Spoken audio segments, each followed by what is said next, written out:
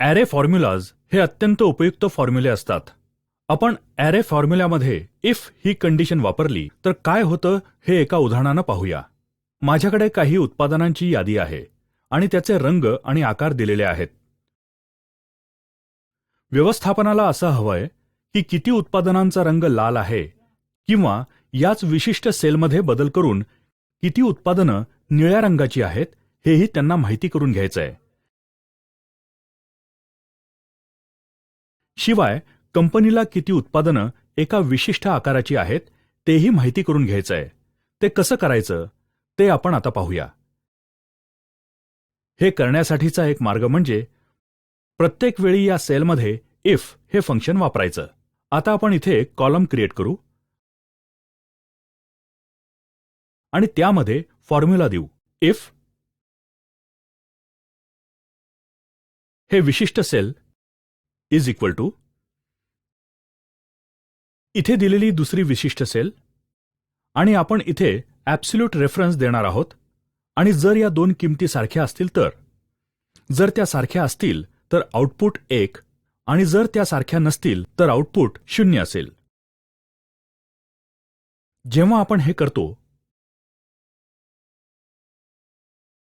हे fill handle वापरून हा फॉर्म्युला वाढवत टेबलच्या अखेरपर्यंत नेता येईल.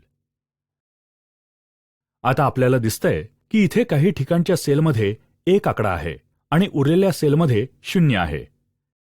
जेव्हा मी या संपूर्ण यादीवर काउंट किंवा सम वापरतो, मी इथे पाहू शकतोय की बेरीज ही 5 आलेली आहे.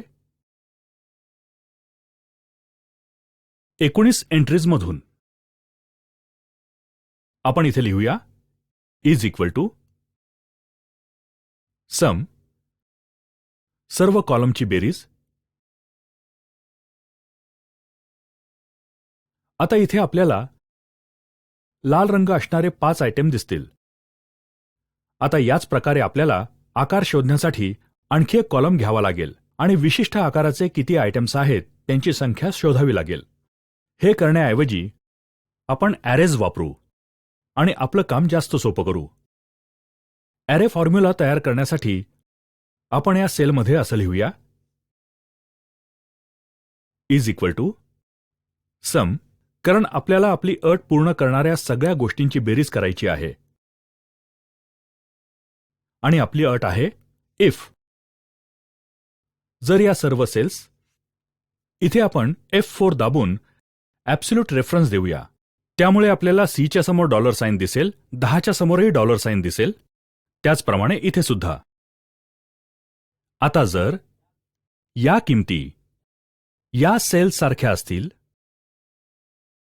तर आपल्याला इफ या कंडिशनचं आउटपुट 1 असं मिळालं पाहिजे, अन्यथा 0 असं मिळालं पाहिजे. कंस पूर्ण करा, बाहेरील कंसही पूर्ण करा. आता कंट्रोल शिफ्ट आणि एंटर दाबा. आता हा ॲरे फॉर्म्युलामध्ये रूपांतरित होतो. म्हणजेच अशा प्रकारे आपण केवळ एकच फॉर्म्युला वापरून हवं ते आउटपुट मिळवतो. याचप्रमाणे हा फॉर्म्युला खालपर्यंत वाढवता येईल आणि किरकोळ बदल करून